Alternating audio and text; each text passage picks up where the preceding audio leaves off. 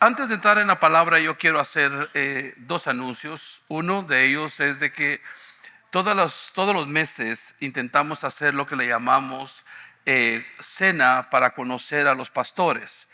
Que no es que vengan a conocerme a mí porque me ven aquí los domingos, pero básicamente es una oportunidad que les damos a las personas que por la primera vez se han acercado a esta iglesia y que pudieran tener preguntas al respecto de en qué creemos, por qué creemos, cómo lo hacemos, por qué lo hacemos. Y entonces organizamos esta cena, y esa cena esta semana va a ser en el Olive Garden de aquí de Nampa. Si usted es una de esas personas que está aquí por la primera vez o nunca ha ido a una de esas cenas, hágame el favor de hablar con Tiffany o directamente con Flor. Esta es una práctica que tenemos apenas unos meses de estarla haciendo. Algunos de ustedes van a decir, bueno, nunca me invitaron a mí, pero usted ya nos conoce.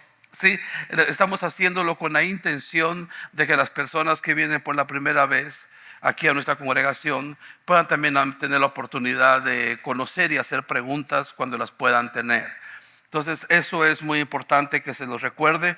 Hágame el favor. Yo sé que cuando ustedes entraron a la iglesia, llenaron un formulario a través de un iPad y les debió haber llegado un email con la invitación, pero si no les llegó, pues ahorita lo están escuchando. Por favor, hable con Tiffany para que usted tenga su lugar garantizado en la cena del martes que viene. Hasta este momento no hay nadie escrito, pero quién sabe, ahora que yo lo he dicho, algunos de ustedes que están aquí por la primera vez o quisieran saber más de lo que es Grace en español, por favor, no titubee y anótese. El otro anuncio que es muy importante también, que yo mismo lo dé, es que el domingo, no este domingo, ni el domingo 6, este domingo 30, un grupo de hermanos van a estar en un campamento y quiero que ustedes, todos los que van a ese campamento, lo disfruten. Es una bendición tener la oportunidad de ir a la montaña, de ir a buscar del Señor. Vayan y disfrútenlo. Si pueden regresar a tiempo para el servicio, sería una tremenda bendición para cerrar su domingo con un broche de oro, ¿verdad? Entonces, pero el día, permítame abrir mi calendario aquí porque se me fue el nombre del... Ay, la fecha. Como es cuando usted llega a los 65, ¿verdad? Ya. Y ahora no puedo abrir mi calendario en esta cosa. No, el otro que no es el...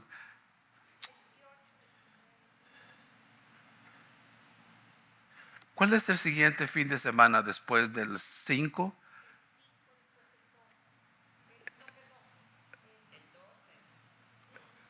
Bueno, el domingo 12, y eso es, domingo 12 de agosto.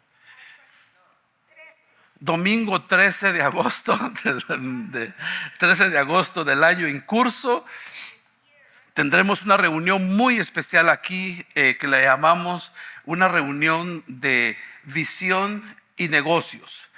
La intención de esa reunión es una reunión, va a ser un servicio, usted va a venir a la iglesia y vamos a tener la oportunidad, ustedes van a tener la oportunidad de escuchar de qué se trata Grace Bible Church y qué es Grace Bible Church en español. Y si usted tiene preguntas, usted va a poder hacer esas preguntas porque hemos notado que necesitamos estar en la misma página, en el mismo, se dice página, ¿verdad? Que debemos estar todos de acuerdo. No es de que no estamos de acuerdo, es que hay información que ustedes no saben. Ese es el mayor asunto de esto, es que hay información que nosotros los que dirigimos la iglesia sabemos y sabemos por qué lo estamos haciendo, para qué lo estamos haciendo, cómo lo estamos haciendo, pero usted necesita tener la oportunidad de poder hacer preguntas y darnos a nosotros la oportunidad también de responderle de acuerdo a lo que nosotros podamos. Discúlpeme que haya tomado un poco más de tiempo de lo regular para los anuncios, pero era muy importante para mí hacerlo. Abra su Biblia, por favor, como todos los domingos.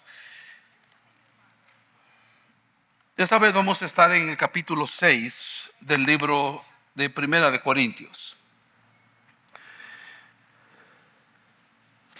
Padre, yo quiero suplicarte en este momento que me permitas, Dios, poder comunicar lo que tú has colocado en mi corazón para la edificación de los santos. Que me permita, Señor, tener favor y gracia de parte tuya para comunicar tu verdad. Y que mis hermanos y yo salgamos de esta casa hoy bendecidos, edificados en la fe, conscientes, Señor, del valor que tiene nuestra santidad delante de tus ojos. Oro agradecido, Dios, por la oportunidad que me das una vez más de compartir toda tu palabra en el nombre de Jesús. Amén. Este es un asunto conveniente para tu santidad. Voy a estar hablando al respecto de lo que es conveniente y qué es lo que te conviene y qué es lo que no te conviene, de acuerdo a lo que la palabra del Señor dice. Yo les aseguro a ustedes que si hubiera un concurso de un libro que enseñara al respecto de las consecuencias o de la conveniencia de la santidad en la vida del cristiano, la primera epístola del apóstol Pablo a los Corintios ganaría el primer lugar. Usted se va a dar cuenta, si se ha dado cuenta al leer primera de Corintios, el contenido mayor es para que nosotros podamos desarrollar un estilo de vida en santidad, de acuerdo a los parámetros de Dios para la santidad. Si en algún momento alguien se preguntara qué debo ser o qué debo yo decir para ser santo, no se trata de qué es lo que debemos decir para aparentar ser santos. Se trata de adoptar un estilo de vida que es de acuerdo a los parámetros y a la voluntad de Dios, delante de Dios y delante de los hombres. No podemos ser santos solo delante de Dios y no serlo delante de los hombres. Necesitamos ser santos tanto delante de Dios como en la presencia de Dios. Quiero que usted por favor escuche esto que se me ocurrió mientras estaba orando, y me parece a mí que es, voy a decirlo así, lo que para mí es el resumen o lo que me hace a mí entender el por qué mi santidad es importante.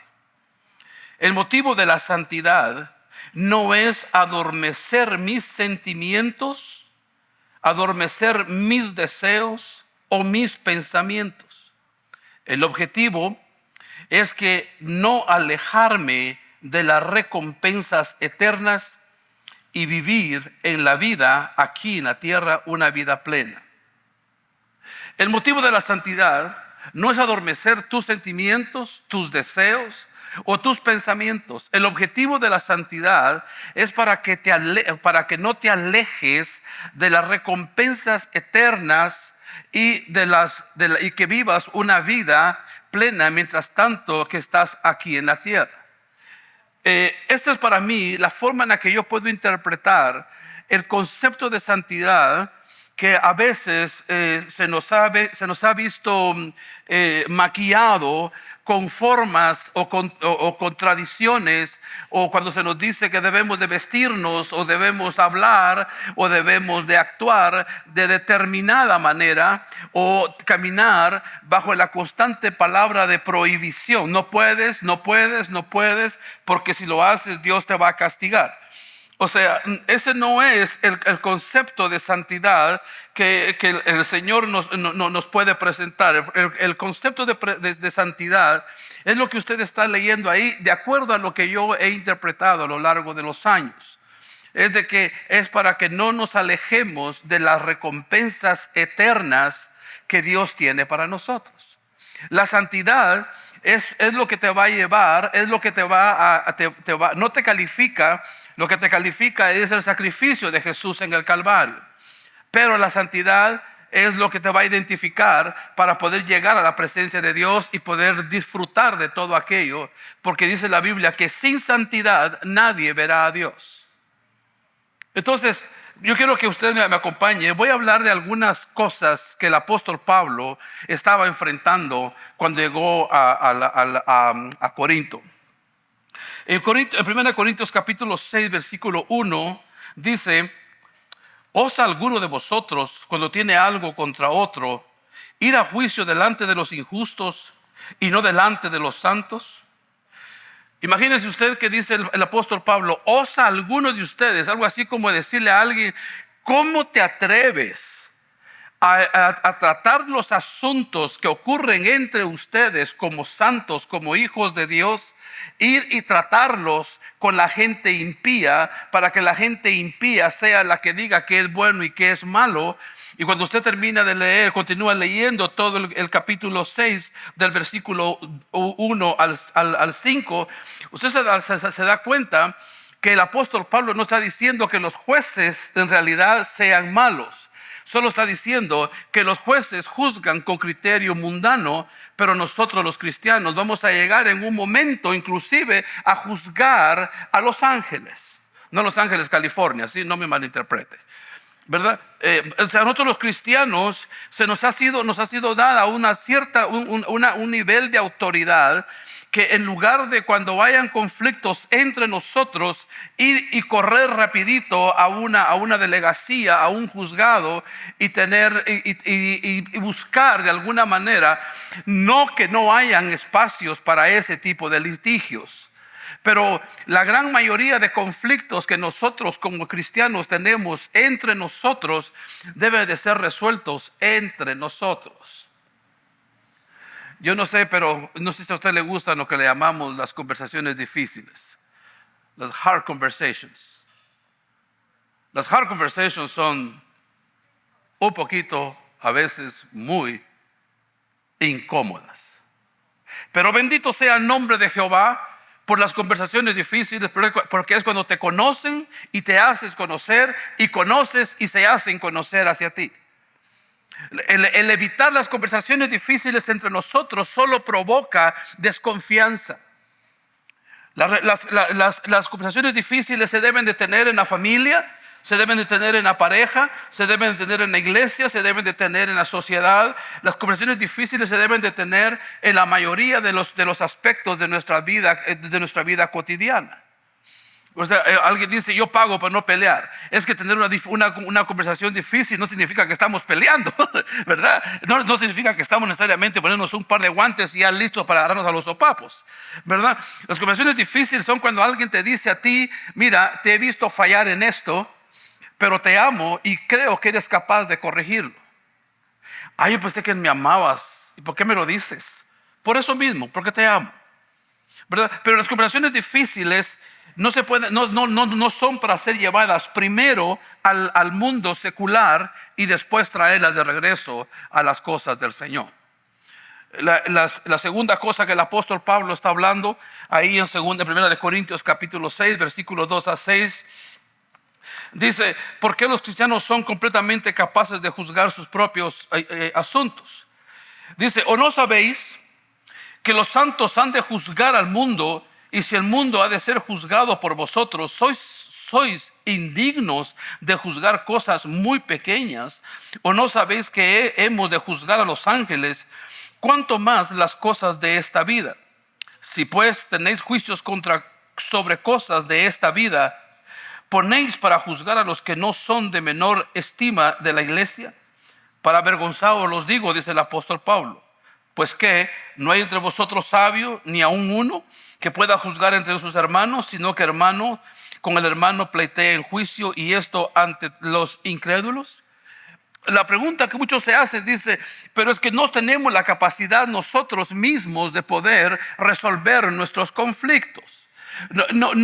No es así que la Biblia lo pone. La Biblia lo pone de tal manera en la que te hace que reconozcamos la autoridad delegada de Dios puesta en cada uno de nosotros, ¿verdad? Y el asunto de esto es: si Dios nos ha dado, si Dios nos ha estimado, si Dios nos ha separado para que nosotros seamos los que vamos a juzgar y reinar juntamente con Cristo, ¿por qué nosotros en nuestras relaciones interhumanas, interpersonales, tenemos que, no digo que eso esté pasando entre nosotros, pero a título de vacuna, a título de prevención, le digo: es mejor hablar entre nosotros antes de ir y buscar la solución fuera de la casa de Dios?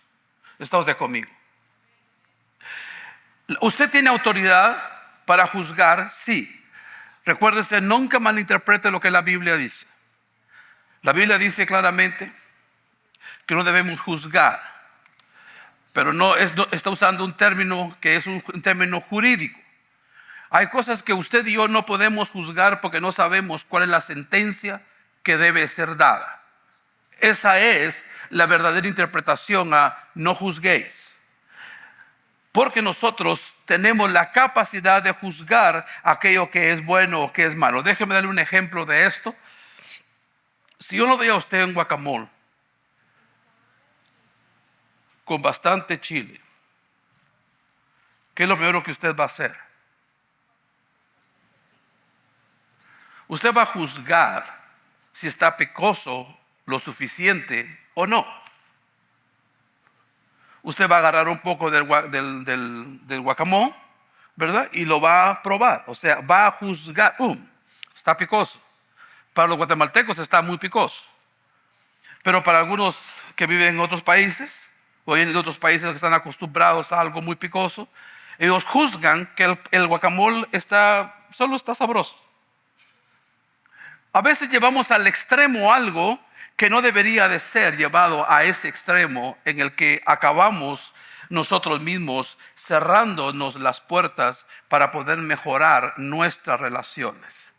Nunca malinterprete la Escritura. La Escritura no dice que usted es incapaz de juzgar, solo que usted no puede juzgar como juzga Dios. Usted no puede juzgar como juzga un juez, pero usted sí puede juzgar si el guacamole está muy picoso o no lo está. En otras palabras, hay cosas entre nosotros que sí podemos examinarlas y decir lo que hiciste, lo que dijiste, lo que hice, lo que dije, eso a mi juicio está incorrecto. O al otro lado, lo que dijiste, lo que hiciste, juzgo que está bien hecho. Yo no quiero que esto no es un juego de palabras. Es un concepto que debe de ser muy bien interpretado porque vivimos en una sociedad en la que nosotros mismos tenemos, por ejemplo, no sé si todavía existe la doctora Polo, no sé si ustedes alguna vez la vieron. A ver, ¿cuántos? No levante la mano si no quiere. ¿Pero todavía existe ese programa? Sí. ¿Verdad? Yo me recuerdo que hace unos 15 años, por lo menos, por ahí, cuando yo vivía en Portland, Oregon, era un programa muy famoso de la televisión en español, ¿verdad? La jueza, ¿cómo se llamaba? Ana María Polo, así se llamaba, ¿verdad? ¿Verdad? Así se llama la señora, ¿verdad? No estamos hablando nosotros de ese juicio caricaturesco. Escúcheme bien. No estamos hablando de ese juicio caricaturesco que está en la televisión. Estamos hablando de cómo nuestra santidad se ve comprometida cuando nosotros no tenemos corrección, cuando no tenemos quien nos diga qué estamos haciendo bien, o a mí nadie me juzga, mi hermano. A mí el que me juzga es Dios. Si eres una de esas personas que piensas que a ti nadie te juzga, déjame invitarte a que aceptes a Jesús en tu corazón como el juez de tu corazón. Porque si tú piensas que nadie te va a juzgar, Jesús Él es el juez supremo. Y prueba de eso es de cuando Él regrese. Él no va a regresar como vino. Él va a regresar, dice la Biblia, con un cetro de justicia en sus manos. Y va a venir a decir: juzgo que tú mereces esto. Juzgo que tú no mereces esto. Juzgo que... Y ahí se nos va a cambiar el concepto. Pero yo quiero que usted, por favor, me acompañe a 1 Corintios capítulo 6, versículo 7. Pablo está reprendiendo a un hombre que ha sido defraudado. Y el apóstol Pablo hace una pregunta. Mejor se lo leo. Así que por cierto, verso 7. Así que por cierto, es ya una falta en vosotros que tengáis pleitos entre vosotros mismos. ¿Por qué no sufrís más bien el agravio? ¿Por qué no sufrís más bien el ser defraudados? Es que a mí lo que me hacen me lo pagan. Por eso es de que nos cuesta mucho aceptar ser defraudados. Porque a mí nadie me la hace. Y el que me la hace, me la paga. Y todavía hacemos así, ¿verdad? Me la paga.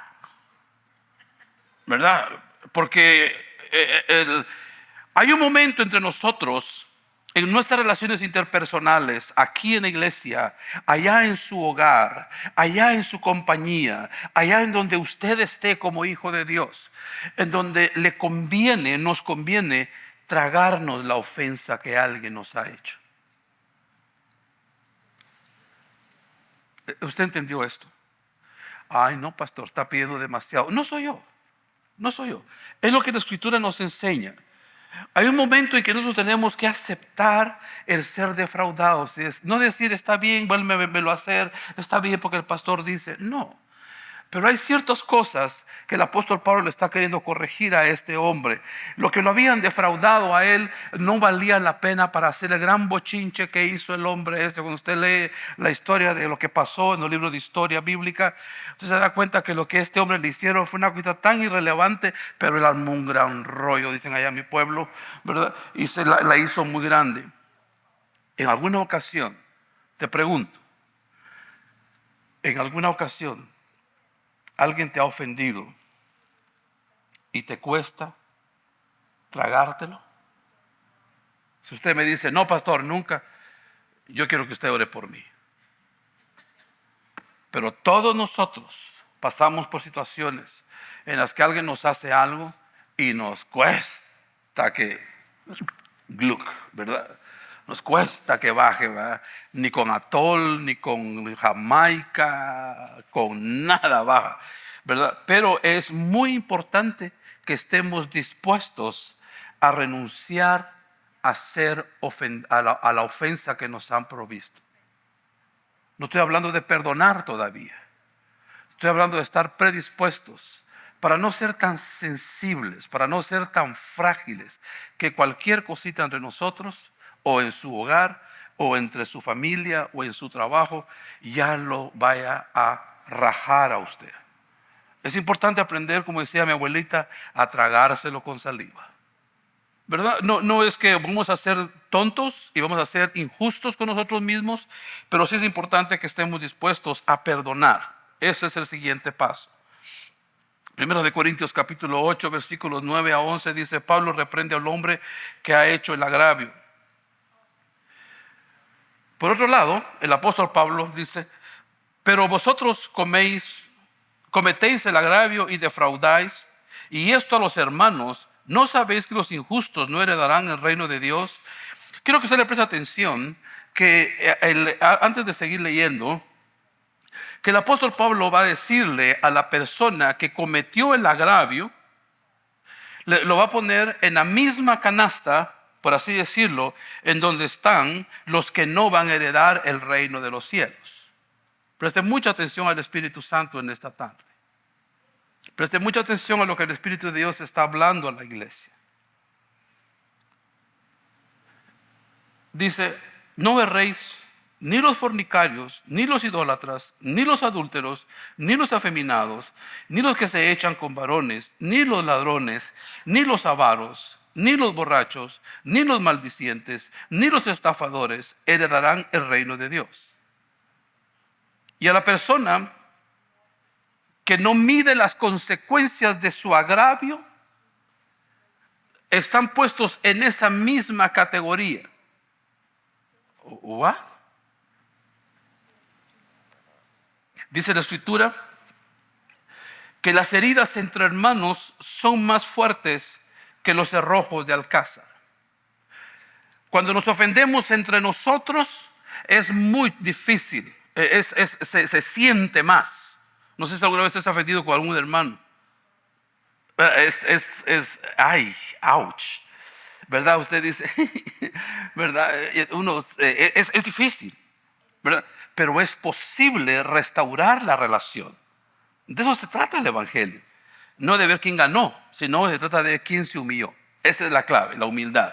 Entonces, a lo que quiero que usted y yo que nos pongamos de acuerdo es de que cualquier conflicto que haya entre nosotros, cualquier conflicto que haya en su hogar, que haya en su familia, en su empresa, en donde usted trabaje, procure resolverlo usted como cristiano antes de tener que ir a las leyes de la tierra. ¿Por qué usted sí puede resolverlo? Porque de acuerdo a la Escritura, usted sí tiene autoridad, inclusive para juzgar a los ángeles. Y tercero, si usted es el ofensor, tiene que darse cuenta que la gravedad de la ofensa puede tener consecuencias tan graves como no ser incluido como un homosexual o un afeminado o un borracho no va a ser incluido en el reino de los cielos si no se arrepiente. Y si usted es la persona que fue agraviada, predispóngase a poder perdonar, a poder tragarse la ofensa para que esto no lo ponga a usted o la ponga a usted en una posición de mucha fragilidad. Quiero que me haga el favor de acompañarme entonces en la lectura de lo que estamos haciendo. La siguiente parte de la que Pablo se ocupa en este capítulo tiene que ver con la instrucción en la relación, la instrucción hacia la pureza sexual.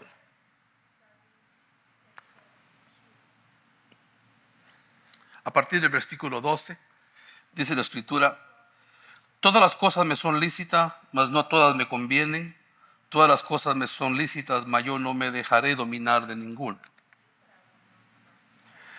En el contexto de este texto, lo que yo aprendí es que no está hablando solamente de las cosas que yo puedo decir, yo creo que esto me conviene, sino que es lo que Dios dice que te conviene. Porque si yo determino qué es lo que a mí me conviene, seguramente yo voy a pecar. Yo tengo que ver qué es lo que Dios dice que me conviene antes de que yo determine qué es lo que yo pienso que me conviene. Por ejemplo, en este momento en mi vida, a mí no me conviene todo lo que tiene que ver con gluten. Pero por alguna razón mi cuerpo está reaccionando al gluten. Y entonces yo puedo decir, oh, bueno, sí me conviene, porque el panito, más si el pan es de Guatemala, ¿verdad? Más si el panito tiene un jamoncito en medio, ¿verdad? Pero yo puedo decir, esto me conviene o no me conviene. Pero ¿qué es lo que Dios dice que nos conviene o no? Nosotros tenemos que entender que el que determina qué te conviene y qué no es Dios. Por favor, no agarre el versículo 12, y a esto me voy a referir. No tome el versículo 12 como una disculpa para hacer algo que usted piensa que a usted le conviene y que no lo va a meter en problemas delante de Dios. Tómelo bien en serio. Hay cosas que no nos convienen por santidad. Hay cosas que no nos convienen porque afectan nuestra relación con Dios. Y aquí es donde entra una de las áreas más, voy a decir más sutil, pero al mismo tiempo una de las áreas más difíciles, porque el sexo no deja huella, a no ser que la persona quede embarazada. Pero de ahí una persona puede tener cualquier tipo de relación sexual y nadie va a notar si tuvo o no tuvo. Pero una persona se toma un octavo de tequila, ¿verdad? A ratito usted va a ver que se tomó un octavo de tequila o se tomó un six pack de cerveza, así se dice, ¿verdad? Un paquete de 6, pues, o un 6 o un 12, pues, si no entendió, ¿verdad? Se va a notar. Pero sexo, escúcheme bien, iglesia, sexo no deja huella. Solo usted y yo sabemos cuándo hemos tenido actividad sexual. Sabemos, no se nos nota. Nadie sabe, a no ser que usted diga, pero ese es otro asunto. El apóstol Pablo se ocupa del versículo 13 al 14 en algo que es sumamente importante. Las viandas para el vientre y el vientre para las viandas, pero tanto el uno como el otro destruirá a Dios. Pero el cuerpo no es para fornicación, sino para el Señor. El Señor para el cuerpo, y Dios que levantó al Señor también a nosotros nos levantará con su poder. No todo me conviene, todo me es lícito, pero no todo me conviene. No voy a entrar en detalles que no son necesarios.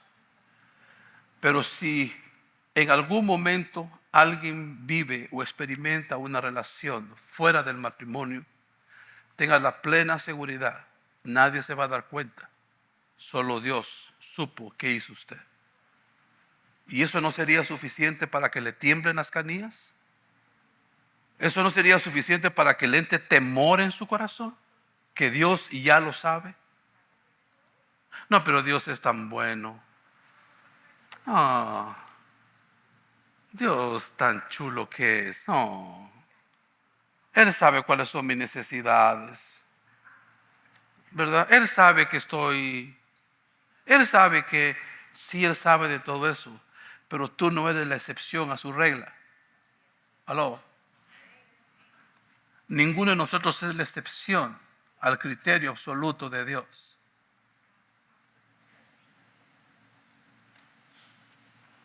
El cuerpo no es para la fornicación, sino para el Señor. Hace unos días yo estaba estudiando un poquito más al respecto del el efecto de la traición de un ser querido al otro. Y es devastador, mis hermanos. Como ofensor, yo nunca llegué a imaginar el daño que causé con mis infracciones al Señor y a mi familia. Como infractor, ahora que estoy metido, que estoy estudiando, que me estoy preocupando, me doy cuenta, wow, las consecuencias de la fornicación son más graves para ti que para lo que son para las personas que están alrededor tuyo. ¿Sabe qué me decía una persona un día? Es que me da pena por mis papás, qué vergüenza por ellos. No, ellos lo van a superar. La vergüenza va a ser tuya. Hasta que venga Cristo y remueva la vergüenza de tu corazón. Que esa es otra cosa muy linda que hay en el Evangelio. Que siempre hay otra oportunidad en el Señor. Pero el hecho de que haya otra oportunidad no significa que estemos caminando siempre en la orilla. Siempre en la orilla, tomando riesgos, ¿verdad? Tomando riesgos, haciendo cosas que no hacemos comúnmente y que usted dice, se va a caer el pastor, se va a caer el pastor, se va a caer. No, no me voy a caer. Yo creo que no me voy a caer. Pero ¿qué tal si me descuido y me somato? ¿Verdad? Ahorita mejor me muevo para acá para no ponerlos nerviosos, ¿verdad? Pero espero yo que mi punto de argumento le sirva a usted para que usted pueda entender y aceptar que lo que la palabra del Señor nos dice no es un asunto de sugerirnos algo, sino que nos está exigiendo santidad. En capítulo 6, versículos 15 a 17 dice, bueno, ya se lo leí, me toca leerles capítulo 6, versículo 18. Huid de la fornicación. Cualquier otro pecado que el hombre cometa está fuera fuera del cuerpo. Mas el que fornica contra su propio cuerpo peca. Quiero hacer una pregunta un poquito rara aquí. ¿Cuántos de ustedes algún día se han levantado en la mañana tipo 7 de la mañana después de 8 o 10 horas de gran descanso? Y usted dice, oh, hoy voy a agarrar un cuchillo, me voy a cortar un brazo. ¿Verdad? Solo quiero ver. Gorda, ¿me traes un cuchillo? Le pide a la esposa, pues, algunos así le dicen a su esposa, ¿verdad? Le dice, chulo, ¿me traes un cuchillo? ¿Verdad? Fíjate que aparecí con ganas de romperme aquí el brazo. Nunca. Porque no atentamos con nuestro cuerpo. La pregunta es ¿por qué nos damos o la sociedad se da permiso de herirse a través de la fornicación? ¿Por qué nos permitimos o por qué las personas se pueden permitir esto? Hermanos, esta no es mi intención con este estudio. No es de sacar a flote cuáles son tus debilidades. Mi intención es alertarte a las cosas que pueden comprometer tu santidad. a las cosas que pueden hacer que en lugar de disfrutar las cosas eternas, las promesas eternas de Dios, te quedes a la mitad del camino. Y esto de la fornicación no es un asunto irremediable, o sea, no es de que no haya remedio. Cualquier pecado que el hombre cometa, el Espíritu Santo es capaz de perdonar. El único pecado que la Biblia dice que es imposible que Dios perdone es la blasfemia contra el Espíritu Santo. Dios nos libre de eso. Algún día tendré la oportunidad de explicar ese versículo un poquito más en detalle. Pero mi punto, agregado a lo que ya dije, se va al hecho de que en 1 Corintios capítulo 6, versículos 19 a 20, dice: ¿o ignoráis que vuestro cuerpo es templo del Espíritu Santo, el cual está en vosotros, el cual tenéis de Dios, y que no sois vuestros? Déjeme hacer una pausa aquí. ¿Usted sabe que usted no es suyo? Si usted no sabía que usted no se pertenece a usted mismo, déjeme dar una muy buena noticia. El día que usted le entrega su corazón a Cristo, el día que usted le dice: Señor, yo quiero que tú seas el Señor de mi vida, que seas mi Salvador, en ese momento usted pierde ownership sobre usted mismo. Usted pierde la propiedad sobre usted mismo y se la cede al Espíritu de Dios, se la cede a Dios, se la concede a Jesús. Nosotros no somos nuestros. Es que mire, alguien me decía: con mi cuerpo yo hago lo que a mí se me dé la gana. Yo no te lo voy a impedir. Solo te voy a decir que tu cuerpo, si eres nacido de nuevo, es templo o es morada del Espíritu Santo.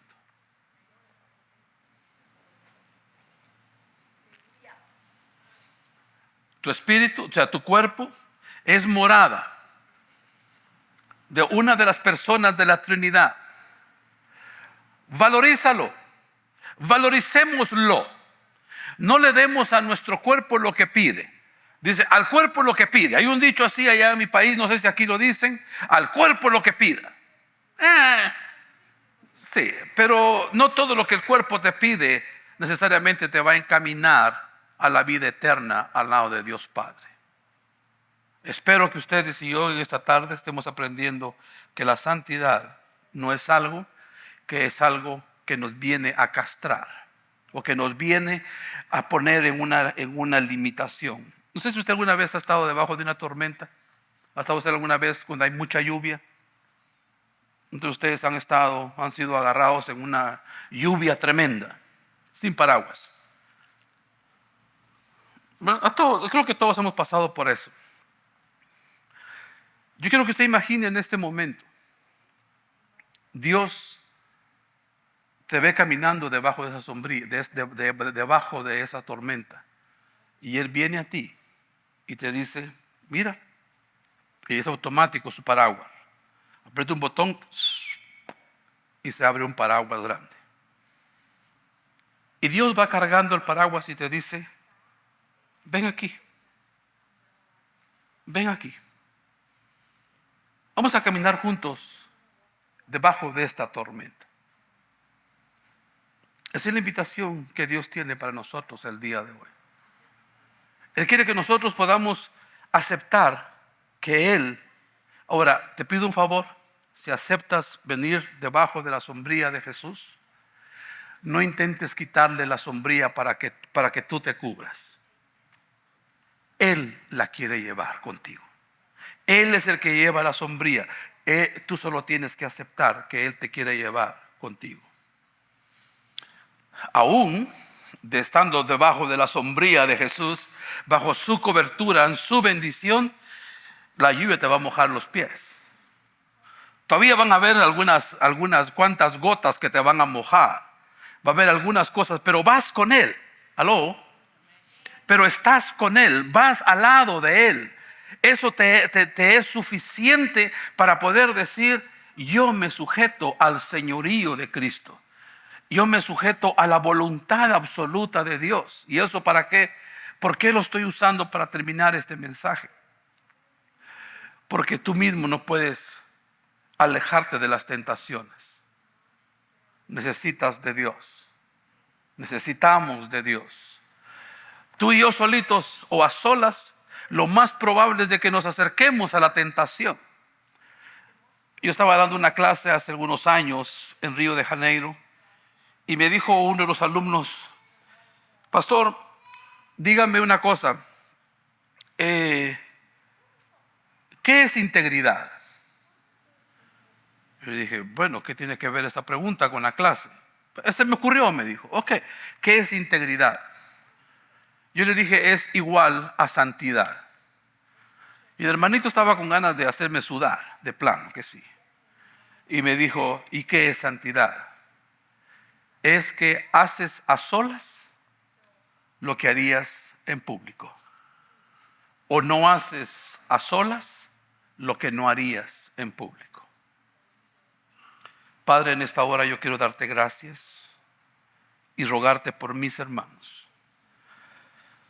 Rogarte, Dios, que si hay o cuando hayan conflictos relacionales entre hombres y mujeres que te amamos, que somos hijos tuyos, Señor, sepamos de las posibilidades que tenemos de resolverlos antes de ir a los de afuera, a los terceros. Que podamos creer, Señor, en nuestros corazones que nos has dado la autoridad para poder lograrlo. Y Señor, si al ofender nos cuesta, Señor, reconocerlo, permítenos, Señor, aprender a reconocer nuestra ofensa, nuestra falta. Y Señor, y si alguien nos ha ofendido, que también aprendamos, aceptemos la habilidad que tú nos has dado de poder perdonar. Sufrir el agravio no es nuestra opción primera, pero es una opción para preservar la relación. Señor, yo prefiero la relación a tener razón, te dije un día. Y hasta este día, Señor, es lo que yo digo para mis hermanos. Es mejor cultivar la relación antes de tener la razón. Y Señor, te ruego que por la inmoralidad de este mundo, por lo que el mundo corrompido en el que vivimos, Señor, y como el apelo a las cosas sexuales, a las cosas homosexuales, a las cosas heterosexuales, a las cosas en las que el mundo ha ido nombrando, Señor, de una o clasificando de una y otra manera, dejando a un lado como tú nombras las cosas, Señor. Fornicación es fornicación y, Señor, las consecuencias son las que tu palabra dice. Pero te ruego, Dios, que cada uno de nosotros sepa mantener su propia esposa, los que somos casados. Señor, así como tu palabra nos enseña, que cada hombre aquí, Señor, sepa ser fiel a su esposa, que cada esposa aquí sepa ser fiel a su marido. Y Señor, y que tú nos alejes, Señor, de la tentación. Permítenos, Dios, caminar bajo tu sombría, bajo tu cobertura, Dios. Y cuando la tormenta venga, cuando el agua nos asedie, Señor, sepamos que el que está llevando la sombría sabe guiarnos y sabe hacia dónde tenemos que ir. Te suplico, Dios, que estés con nosotros el resto de este día y que todas nuestras actividades el resto de la semana, Señor, sirvan para darte honor y gloria en todas las cosas que hacemos. Una vez más te suplico por mis hermanos que van a corte esta semana. Te suplico por ellos, Dios, ten misericordia y dales un juicio, Señor, una sentencia que no merecen. Que sea por tu gracia, Señor, por algo inmerecedero, que sea tan corto o nada, Señor. Que sea solo por tu amor y tu misericordia. Te damos gracias, Dios, por tu palabra y por nuestro tiempo juntos en esta iglesia esta tarde, en el nombre de Jesús. Amén, amén. Que Dios los bendiga, mis amados, y gracias por escucharme una vez más.